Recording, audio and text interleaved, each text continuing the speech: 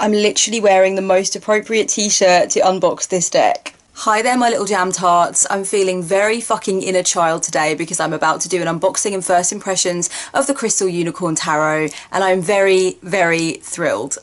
This is going to be amazing. I want to sincerely thank Pamela, the creator of Crystal Unicorn Tarot, for getting in touch with me and asking me if this would be my kind of thing and if I would want to do an unboxing, and it was a total no-brainer for me because I love unicorns, I love pink, I love inner child stuff, I love little princess party stuff, and I'm unapologetic, I'm unabashed, I give no fucks. This is the kind of thing that is exactly right up my alley, right up my glitter encrusted alley, and I can't wait to open it. Oh my god. Alright, let me just calm down the inner unicorn child inside of me by taking a sip of char, darling.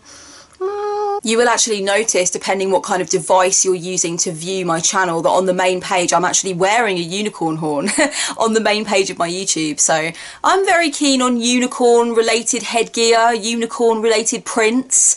Yeah, I was not sad when that stuff rolled around. I was not sad when it became super popular again when I was older. We went through stages in the late 90s and early 2000s where unicorn print was popular, then it kind of went the way of the dodo, and I felt like there was much more of a concentration on fox prints and owl prints, also very cute. But then unicorns came back with a vengeance, unicorns and mermaids and basically mythological beings, and that's more where my happy place is. That's more where I feel comfortable and happy and safe. Oh, and shiny and new again.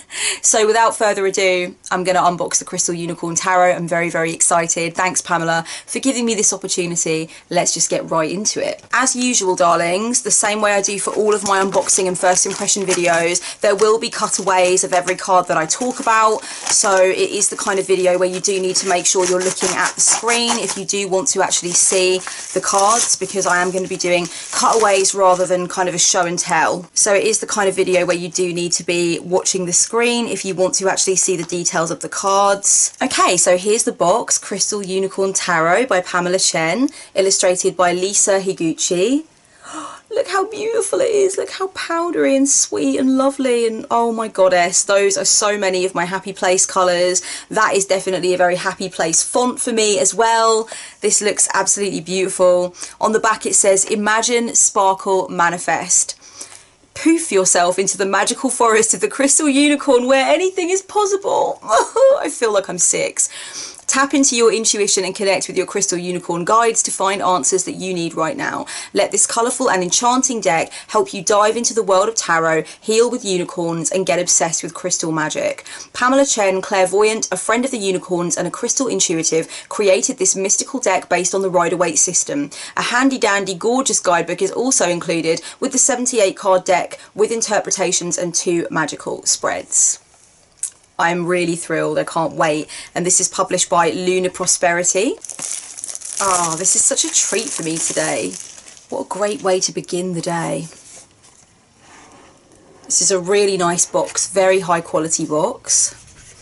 And then you start straight away with the little white book, which is very cute and doesn't scrimp on the colours. It's still using the same colour system as you see for the actual deck box and the cards, which is really nice. So you'll be able to easily identify it if you keep all of your little white books together. You can see immediately the branding and the colours. And then you've got unicorns, tarot crystals written on the back in the same really appealing typeface. I really love the watercolour style, ethereal background colours, really dreamy, really beautiful, very kind of like fairy tale kids book kind of stuff. Okay, so the major arcana and minor arcana all retain their names. So the minor arcana are Wands, Cups, Swords, Pentacles. You've got a little introduction here. Oh, crystal and unicorn. So cute. This is just so me. Crystals and unicorns go together like peanut butter and jelly. So different yet complementing each other, creating a delicious result. I actually think that peanut butter and jelly is an abomination unto the goddess, but I know that a lot of you people think it's the best thing since sliced beetles, and that's fair enough, I guess. If that's what floats your boat. If your taste buds are happy with that, my taste buds are crying at the mere thought of it. Let's say unicorns and crystals go together like tea and tarot. That's a much more pleasing combination. There's some information on how to use the cards and how to prepare your cards. I think this would be a really good first deck for a child of a certain age that was into this stuff and enjoyed unicorns and crystals and this kind of aesthetic. I definitely feel like this is accommodating for younger children. Like it says here, here's a tip, just do a basic shuffle, try not to bend your cards. Read the cards as if they're telling you a story. What story are they trying to tell you? So it's very child friendly and inner child friendly, of course. For the major arcana, there is actually a crystal associated with every single figure, every single archetype. So the Hierophant is lapis lazuli, the Lovers is morganite, the Chariot is pyrite, Wheel of Fortune is jade. So I'll definitely have to look into the associations and kind of consider the pairing of the tarot archetype with the crystal, because I do work with crystals. I am aware, I do have an awareness of a lot of different crystals. There's also a lot of crystals I don't have an awareness of and I do not work with and I don't own. So that's going to be interesting. Black tourmaline as death I really, really like. Ooh, rainbow amethyst for temperance. Black diamond as the devil. Oh, I do like the tower as garnet. That definitely speaks to me. That definitely makes sense to me. Selenite is the moon, which is an obvious one, but definitely one that I can get behind. And then you've got little segments in the little white book for each of the minor arcana, and you've got some really cute unicorn illustrations here. Again, really speaking to my inner child so much. Oh, so adorable. This is just literally the cutest, guys. I'm really impressed with this little white book. Okay, without further ado, I'm going to get into the actual cards. Oh, wow, I love the backing. Look how gorgeous this backing is. That's really cute. So the natural order of the cards as they've been placed into the box begins with the Ace of Cups, which is a really weird place for it to begin, but I'm definitely not complaining about that. It's quite interesting. I'm really loving all of the different pinks and the kind of, you've got the coral pink, you've got the more marshmallowy pink, you've got the powdery pink moving into more of a hot pink. So you've got all these different ones creating this real warmth with this card, which I love. I love the stitching detail on the clouds. I love the fact, of course, that it is a hoof, a unicorn hoof, rather than a hand outstretching here. And it's just really gorgeous. I love the rainbow in the background and the lily pads. I'm getting a really nice positive feeling from Ace of Cups. I'm also getting a Dame Darcy vibe coming from this. I know obviously the Mermaid Tarot takes from the Rider-Waite and this deck takes from the Rider-Waite, but there's something about the illustration style that immediately makes me think of Dame Darcy's Mermaid Tarot, which is no bad thing because that's one of my favourite working decks. Three of Cups is really adorable because all three of the unicorns appear to have a crystal tattoo on their butts, which is really just too much. That is just very, very sweet. Oh, okay, so all of the unicorns have little crystals on their bums. That is very, very cute. I've just noticed with Four of Cups it's the same, and with the others it's the same. So I'm assuming that's a motif that goes through a lot of the deck, which is very cute. Four of Cups is very sweet. I love this little contemplative expression on this unicorn, and there's just something so playful about this interpretation. Again, it's really awesome that instead of hands you have hooves, which is logical and makes total sense, but I didn't think before I opened the deck that that was going to be obviously a major part of the aesthetic. So that's a very cute play on a lot of the hand related imagery in Rider-Waite. With Five of Cups, obviously because it's a unicorn and because there's that big inner child thing, I feel really sad looking at this. It's just, I don't know, I suppose when you get into an inner child state of mind, when you're playing with a very childlike deck that really appeals to that nature in you, obviously you are probably then in that case going to feel a particular kind of sadness or a particular kind of forlorn when you come across cards like Five of Cups, which does have a very kind of sorrowful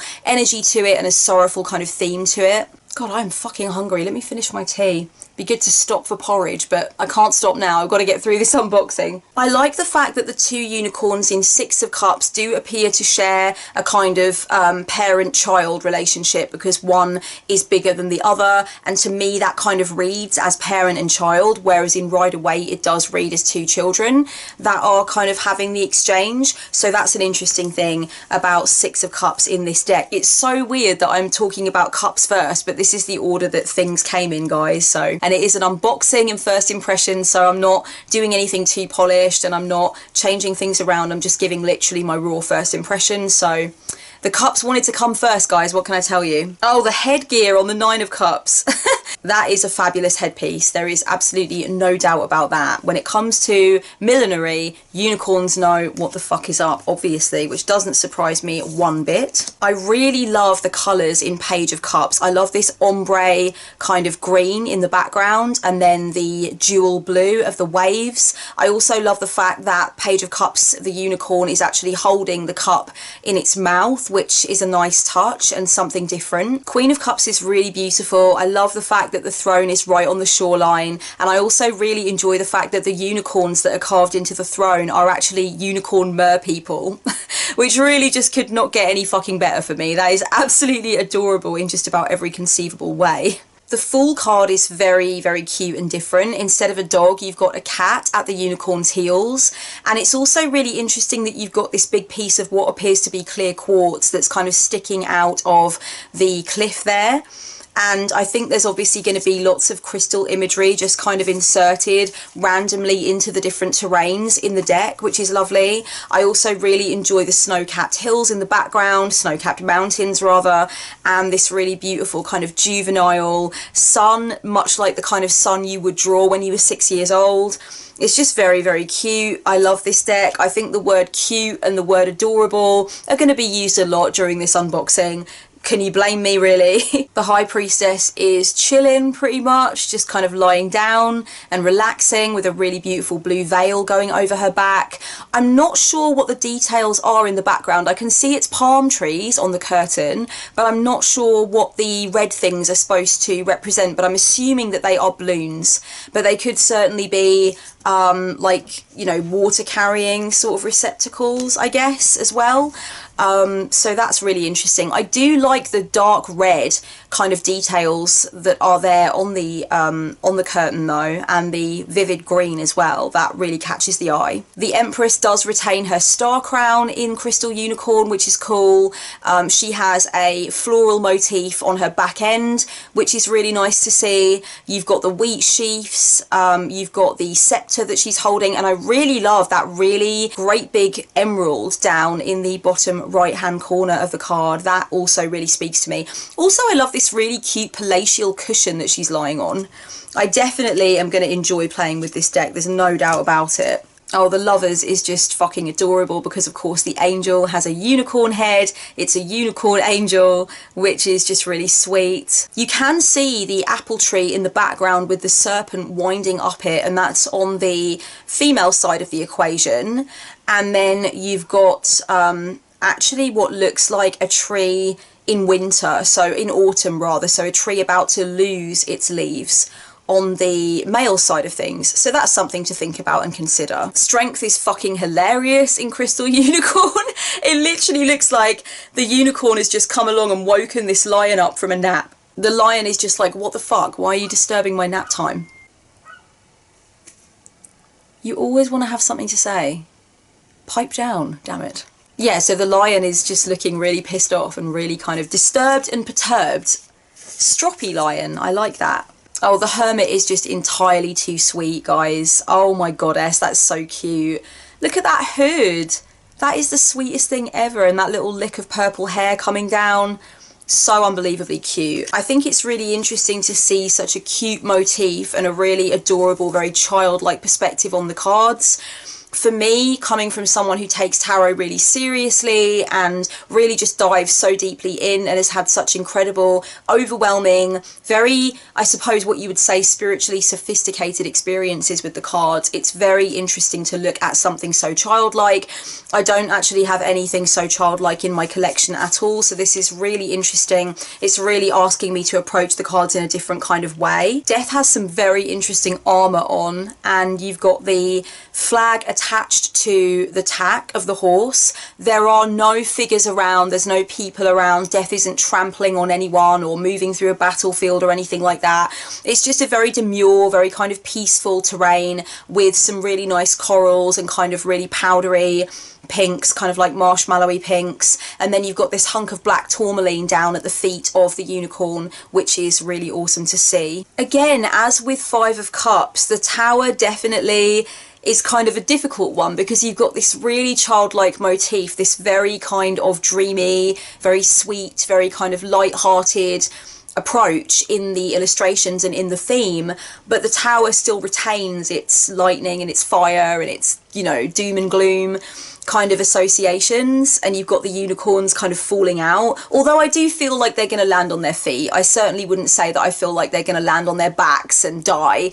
I feel like they're pretty much going to land on their feet, which is a nice thing about the card. But still, it's really interesting to look at a childlike, carefree, very positive interpretation, which actually retains its difficult nuances and its really like tough themes. Oh, there's a unicorn in the moon! Oh god, that's just fucking so cute. I'm sorry guys, if you get annoyed with cutesy stuff or people saying that's so cute, that's so adorable, that's so cute, honestly click away now because the rest of the video is going to be the exact same thing. Three of Pentacles is really adorable because you've got one of the unicorns actually kind of holding up what appears to be a blueprint of the finished building, and then you've got another unicorn, the one that's actually kind of giving the lecture, if you like, for if you kind of follow the official interpretation of Three of Pentacles, holding a hammer. So there is this teaching element, and Pamela has definitely played that up in her interpretation with the blueprint and the hammer and everything. I really enjoy that. Four of Pentacles just feels really cheeky and really sweet. It's like the unicorn is looking around kind of hesitantly, expecting someone to come along and steal the coins. That's very cute. Nine of Pentacles is really cute. There's a snail on the ground, which is really adorbs. And then you've got the unicorn kind of having a chat with the parrot, with the exotic bird, which is different. And I really, really like this. I love all the green in the background. I feel like the green in the background is actually a wall of the garden, which is really lovely to see. All of the knights have the same kind of armour that the death card had, which actually looks really comical. There's something actually quite funny about that armour. It might take me a minute to get used to the way the armour is drawn because there is something just really cutesy and funny about it. King of Pentacles is very sartorially elegant. I'm loving that grapevine print on his cloak. That is really pretty, and the crown is really pretty. King of Pentacles definitely knows what's up in the style department. I suspect King of Pentacles has some kind of style blog going on somewhere along the line. How he would actually type up a style blog with his hooves, I don't know, but I'm thinking that's what's going on. Three of Swords has got like a rainbow heart, which is a very, very cute play on this card. I really like that. Three of Swords is a very important card for me. I'm loving to see that rainbow imagery, the rainbow colour there. And it's really in stark contrast to the very kind of heavy clouds in the sky in the background and the rain as per the Rider-Waite imagery. And because I'm wearing a little rainbow headpiece today, I particularly feel very happy about Three of Swords being rainbow. Five of Swords is so sad. Don't argue, little unicorns. Be excellent to each other and stuff. Meh, so sad. Again, it's another one of those cards where it's a really tough theme, but you're looking at it through such a childlike, kind of light-hearted gaze, and it's weird. It's weird to kind of combine those two things and reconcile them. Nine of Swords is the same thing, the exact same thing. It's like, unicorn having a nightmare? No! Good God, no.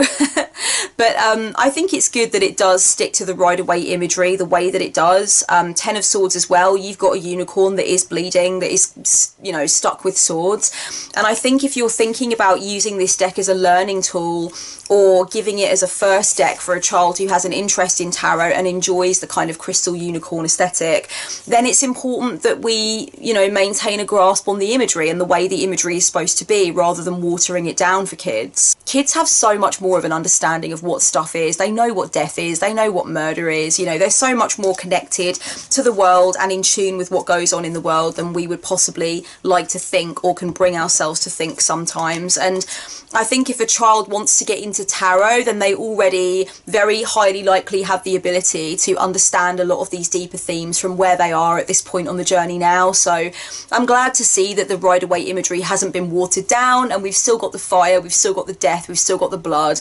It's just with a very big side helping of unicorns and crystals. I fucking love this deck so far. I love the butterflies, clouds and crescent moons in the background for King of Swords. This actually doesn't look like a throne, it looks more like a kind of like a Chinese screen sort of vibe, like a folding screen.